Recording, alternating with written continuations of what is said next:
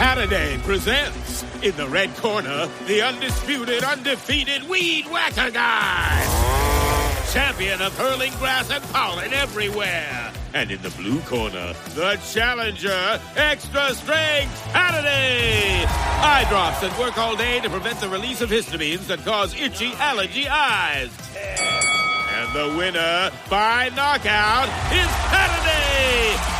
Saturday, bring it on. Today, the beverage aisle looks a lot different than it used to. America's beverage companies are working together. We're delivering the options everyone wants. In fact, nearly 60% of beverages Americans buy have zero sugar. You'll find more variety than ever, including more of your favorites, now available with zero sugar.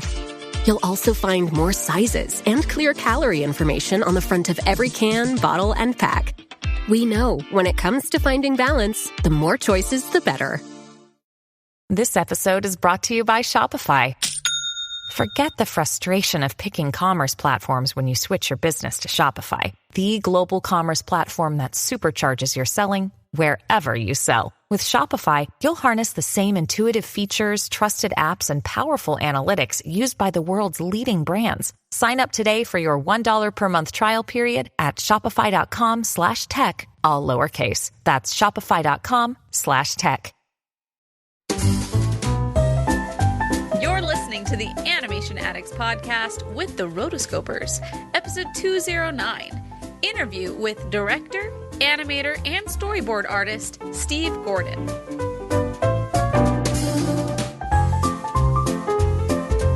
Welcome to the Animation Addicts Podcast with the Rotoscopers, the #1 place to get your animation fix with animation addicts just like you. Each episode, we dive into the wonderful world of animation featuring Disney, DreamWorks, Pixar, and everything in between.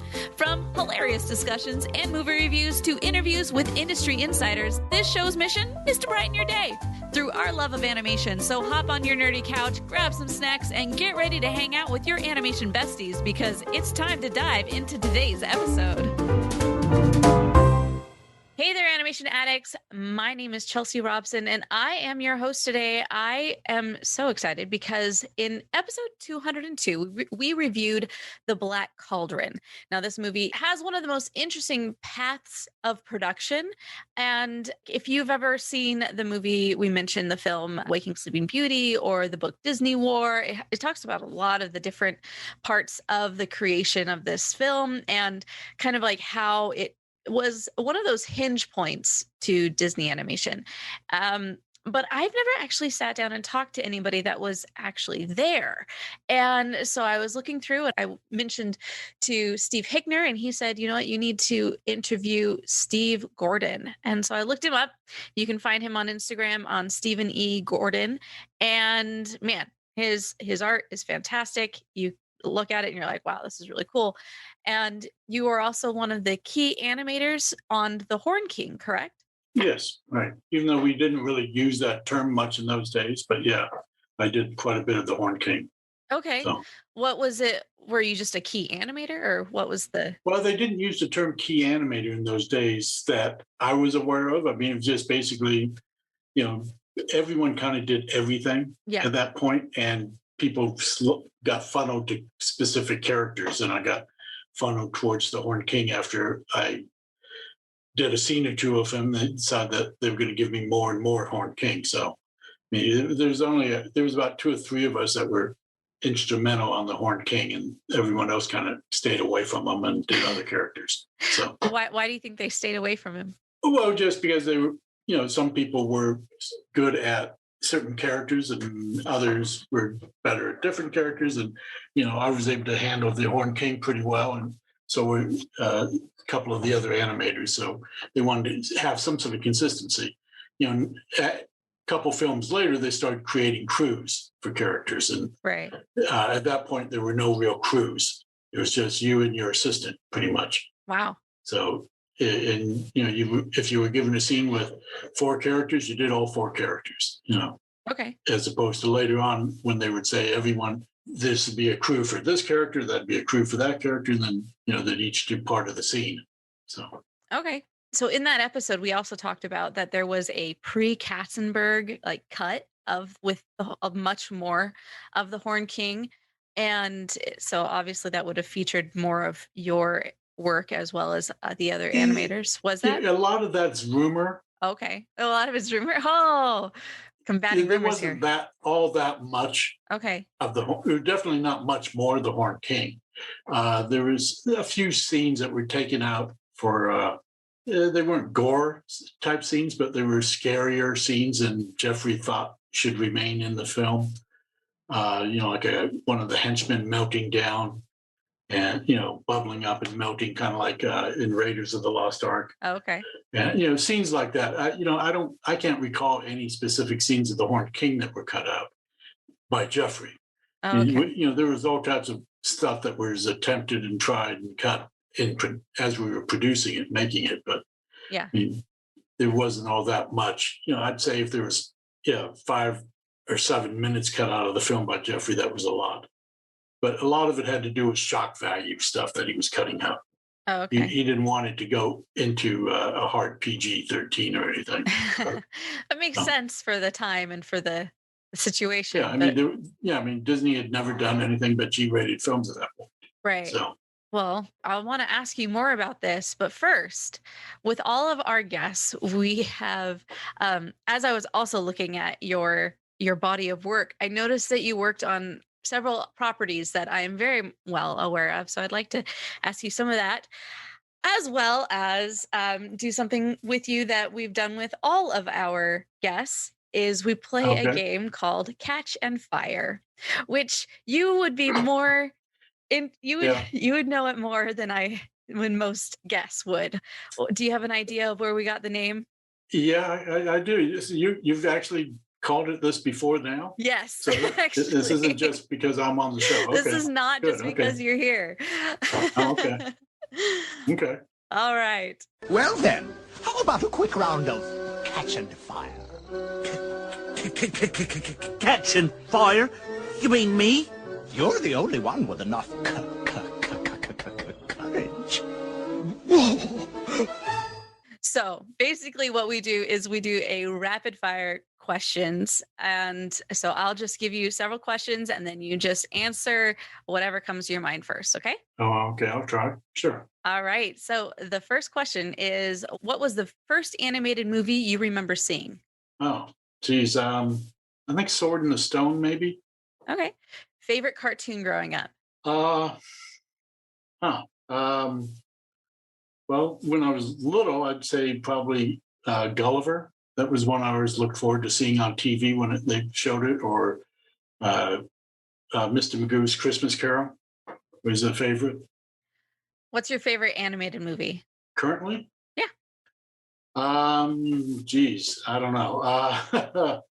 Probably still to this day, I'd say Pinocchio, maybe. It's hard. That's very specific, and I usually don't get too specific. So about that. Favorite animator or artist? If I had to choose one animator, it'd be Milk Call, I think. Do you like classic animation or CGI? I enjoy both.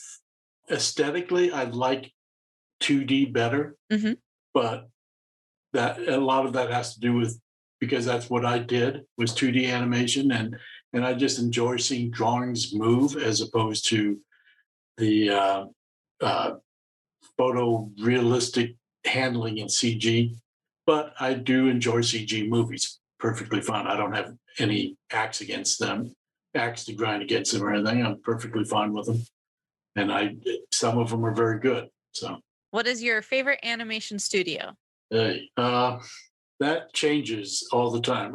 Right now, I'd say I think that Sony's doing a really good job. I like their most recent film, that Mitchell's versus the Machines. I think that was pretty good. I guess if I had to choose one, that would be it right now. Disney or Pixar? Disney. Leica or Studio Ghibli? Leica. Songs or no songs? Songs, I think. Yeah. People or anthropomorphic? People. Who is your favorite animated dog? Wait, I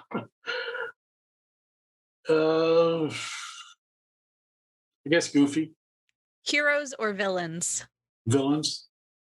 Princesses or princes? Princesses. Who is your favorite obscure animated character? Well,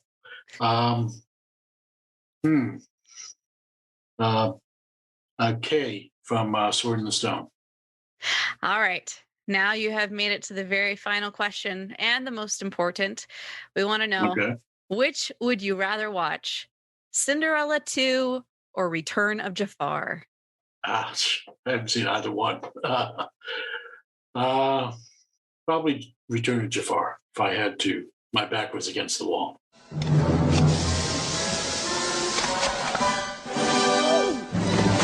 52 out of 52. Well done. Congratulations, Steve. You have made it through Catch and Fire. Thank you. The reason why we joked about that is Steve actually also worked on at least the first 2 Swan Princesses. You don't go very many episodes without Morgan or I bringing up the Swan Princess, because that was one of our favorite movies growing up too. Yeah. And actually one of the reasons why we decided we wanted to do all animation and not just Disney, because we wanted to make sure that we would, against our own rules, to review the Swan Princess. So Oh, good. Well, good. I'm glad you guys liked it. That does have quite a fan base, surprisingly. It does. Even though it didn't do well when it was initially released. And here's a funny thing. I was actually at a friend's house last weekend, and they had like a coffee table, and on the coffee table I saw a book, and I pulled it up, and it said How to Offend Women in 5 Syllables or Less, written by Prince Derek. And I'm like, this is a thing. They are selling that. The people that own the rights to the Swan Princess you ought to go online. There's a whole store of stuff, including that book. Oh, that's amazing. That they sell. So, they sell costumes, they sell the little heart necklace and all types of stuff. Yeah. So they've been trying to get hold of the big head things or whatever. Yeah, and so far they have not had any progress talking to them about doing it. So I can't imagine they wouldn't sell. But I noticed that you also sell signed prints on your online store of that one as well. So. Yes, I do. Yeah, it's very popular when I go to conventions. I understand why. I just do. And it seems like every convention, at least there's one person who comes up dressed as Odette. So. Oh, that's interesting. Yeah, so if you Google Odette cosplay, you will see a rich variety all over the world. And there's a lot of Russian cosplayers that do her. And in fact, there was a 25th celebration, a couple of years ago, I guess now. And they had one cosplayer that they brought in from Russia who was just wonderful. That she looked as much like Odette as anyone. So cool. So let's go back just for a moment and talk a little bit more about the Black Cauldron, just because that's kind of where we started. And I wanted to just know, like, what were some biggest memories that you had from that time? And maybe even a couple of the things that you say, as you said that there was these myths that go around. What other myths can you debunk for us? That's the big one. I mean, is that, I get asked all the time about, gee, where's the original cut? It's like, well, there was no original cut that ever was. I mean, Jeffrey got in there pretty quick and trimmed, like I said, a lot of the scary stuff out of it, So that's the big myth, a rumor. But other than that, I mean, there is a lot of, nowadays it's not unusual. And even back then it wasn't unusual to go in and rework the movie several times. And a lot of that movie kept getting reworked. And even before Jeffrey and Eisner were there. I mean, the Fair Folk section must have gone through 3 or 4 different incarnations before they settled on the final one. As far as, in my career, I mean, it was pretty early in my career. I was only in my early 20s then. And as you can tell, that was a long time ago. So that was the first time that I got a chance to do animation and not have to clean it up as I was going along. Up until then, every other time I had to do my own cleanup as I was animating, so that was quite a thrill. And I was actually able to push myself quite a bit. There's still some of my favorite animation that I've done in that film. Mm-hmm. So, of course, I don't get much chance to animate these days, so it doesn't matter. So, but I had a good time. I met a lot of people that I'm still friends with and keep in contact with, like Andrea Stasia and Phil Nibbling, and several others, Dave Block, and a lot of people that I met at that time. And I wasn't there for more than 3 years, maybe. Okay. But still, keep in contact with a lot of the people from that time. So yeah. So at that point in time, once this movie came out, let's talk a little bit more about the growth of your career from there on. Okay. So what was the next step after that? Well, after that film, they shifted most of us over onto Great Mouse Detective. So I worked on that for a while. And then at some point, we're developing a new film, Oliver and Company. Uh-huh. That was the one that Jeffrey greenlit. And so I was helping development on that one. I was working with the story crew and the directors. There were multiple directors at the time. And we were all working on that and trying to develop it. And then at some point, it started to look kind of bad for Disney. Frank Wells had made the suggestion that we stop making new animated films altogether. And they just had a re-release, I think, of Dalmatians. And that made as much money as Cauldron, I think. Oh, okay, yeah. And so they said, well, why are you making new films if you can just re-release the old ones and make the same amount of money? So he was kind of pushing towards that, and it was starting to look like that was where it was going to go. I feel like somebody had that same idea nowadays, except let's just remake them in live action. Yeah, well, I mean, I'm sure that's, someone probably got a big bonus for that because those are making a lot of money. Right. So, but unfortunately, maybe. But anyway, so a lot of us started to find ways to jump ship. Uh-huh. And since I wasn't from there, I wasn't a tried and true, raised up through the ranks of Disney person. I had connections on the outside, and so I found things to do on the outside and left before Oliver and Company got too far into animation. So I don't even think any of my animation made it into Oliver and Company. But so from there, I don't know what I went to next. But at some point, I hooked up with Rick Rich again. He had been let go from Disney, and he started his own studio. Right. And so I started working with him, initially just freelancing for him, doing some director videos. And then when he started doing Swan Princess and stuff, I came on full time working with him. So, we developed that, and, I stayed with him off and on, and keep, even in fact, right now I'm doing a little work for him, freelance work for him. Nice. On another Swan Princess film. So. Oh, they keep coming. I love it. Yes, yeah, they proliferate.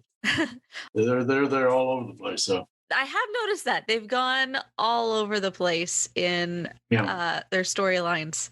Very, very interesting. I have a question. Sure. This episode is brought to you by Progressive Insurance. Do you ever find yourself playing the budgeting game? Well, with the Name Your Price tool from Progressive, you can find options that fit your budget and potentially lower your bills. Try it at Progressive.com. Progressive Casualty Insurance Company and Affiliates. Price and coverage match limited by state law. Not available in all states.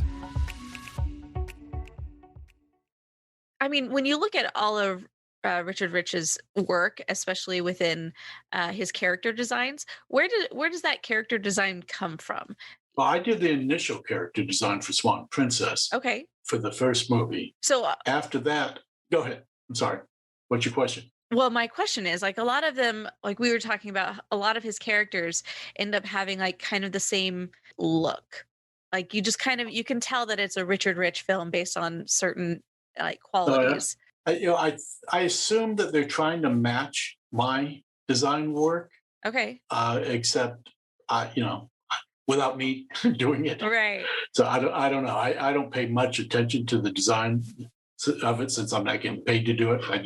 I'm just basically doing storyboards and stuff for him when I do work for him at this point. So So there's one thing that we notice is like, you can really tell it's like who the villain is based on different facial qualities. That's pretty standard. Yeah. That's not unusual. Are you the one that has created the specific looks that they have on there? Oh, like I said, I only did it for the first film. Okay. I designed Rothbart, and I mean, if you look at a lot of the Disney films too, you can usually tell who the bad guy is, right? Even if he's not, this is the Captain Hook look, it's the, John Clayton, the guy in Pocahontas. I mean, pretty much the villains get the broader, exaggerated features and the giant nose.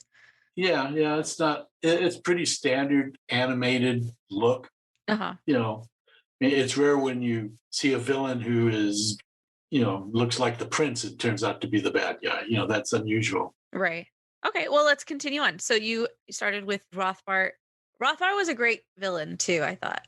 He was kind of interesting, but I liked him overall. Good. Yeah, I was actually the key animator on Rothbart, as well as Bromley and Odette, oddly enough. So nice. So I was pretty busy. So you worked with him. As well as doing the character designs, yeah. Yeah. Yes. I mean, as I'm looking at your IMDb, basically, you were there for a good long time because they were doing those for quite some time. Yeah, even though I've got credits, that doesn't mean I was. After one, I think I left after the first film. Okay. I don't think I was there. We tried to develop some other films, but I think at that point I left.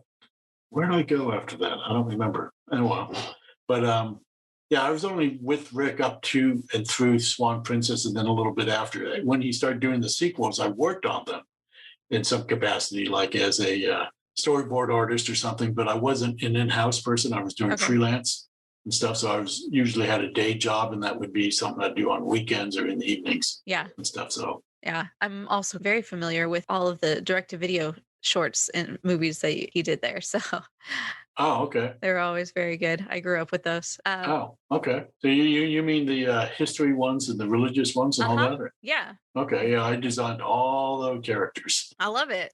Occasionally I meet someone who remembers those. And, in fact, one time I was at a convention in Artist Alley, and someone came up looking to try to get some Mormon characters drawn. I don't know if you've seen those. I don't know if you're Mormon or...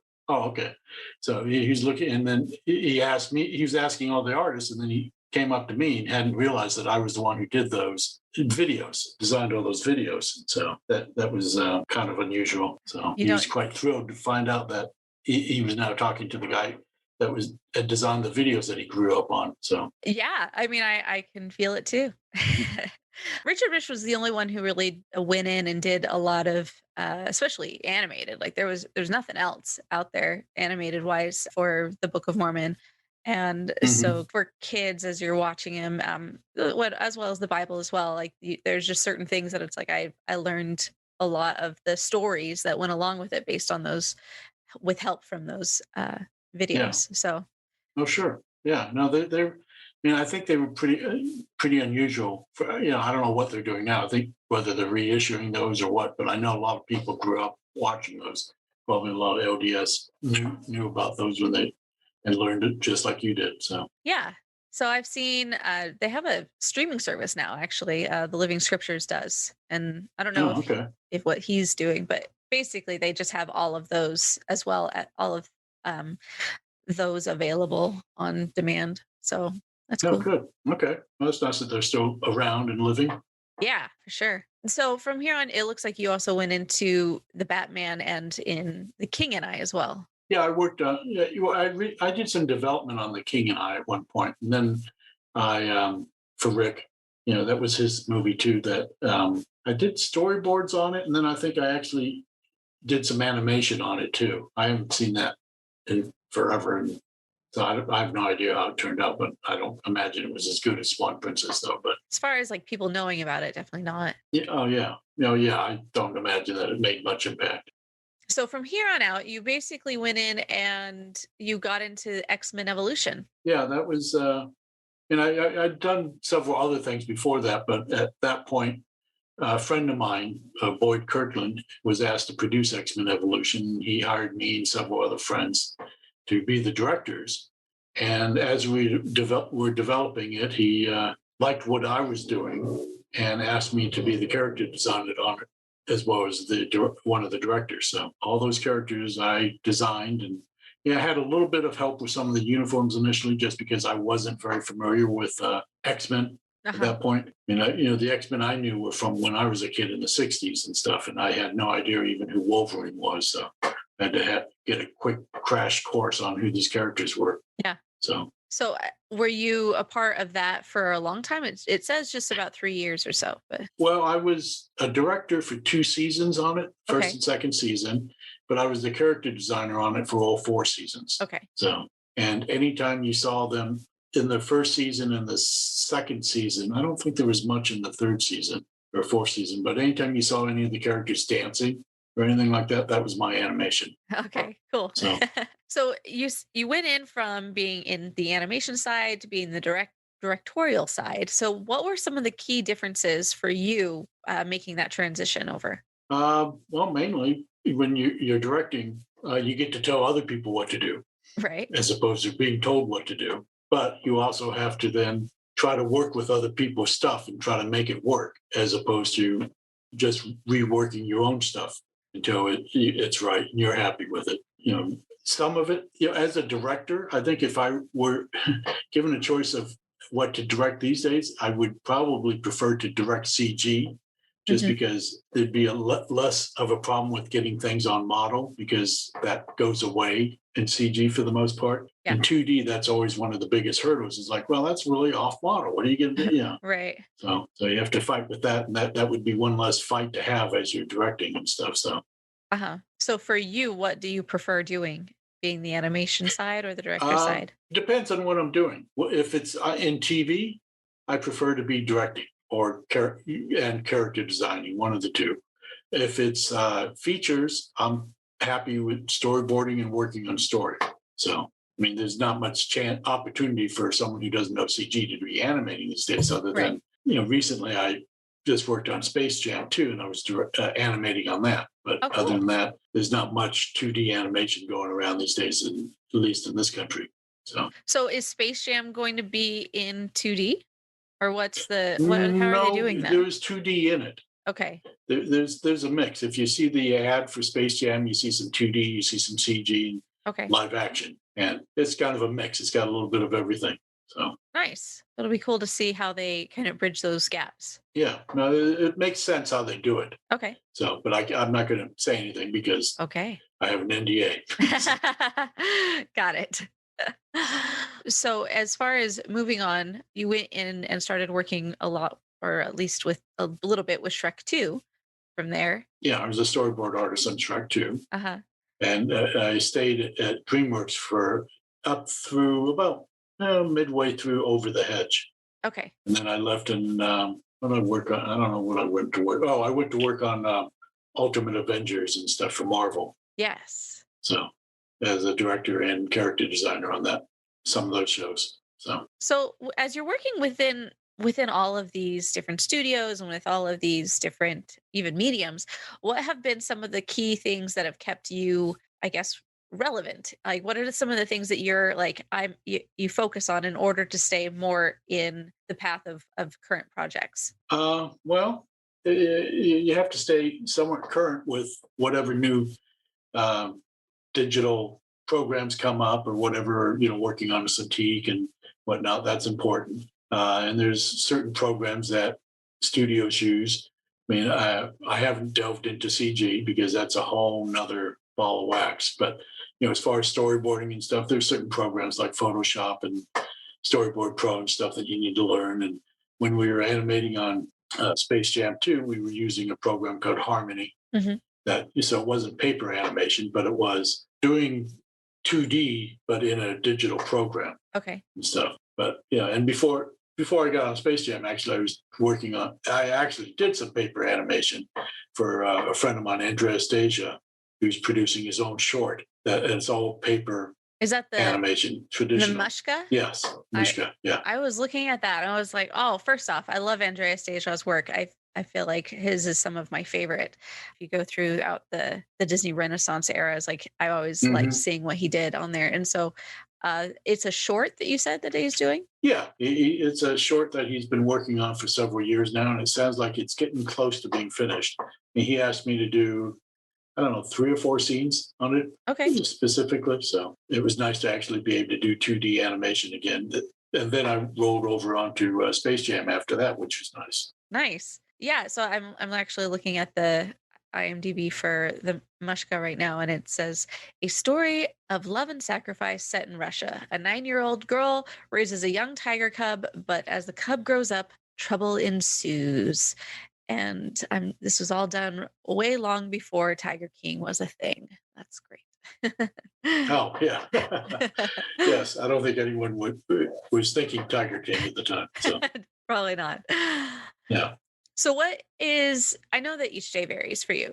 What is a typical day in the life for you? Well, usually I get up early and I work on freelance for 2 or 3 hours, and then I roll over onto my day gig. And these days, both of them are storyboarding. I'll be freelance storyboarding, and then I'll do storyboarding for my day gig.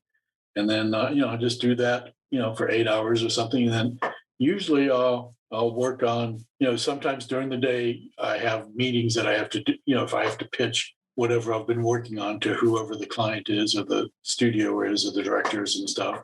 So, but generally speaking, that only happens once or twice a week. So I pretty much just sit at home and work until dinner time and then, call it a night. If I have a lot of freelance or commissions or something to do, I'll work on those in the evening sometimes. But generally speaking, I can, start at about 5 in the morning and end about 6 at night. And that's about it. Well, what is the easiest part and the hardest part of your job?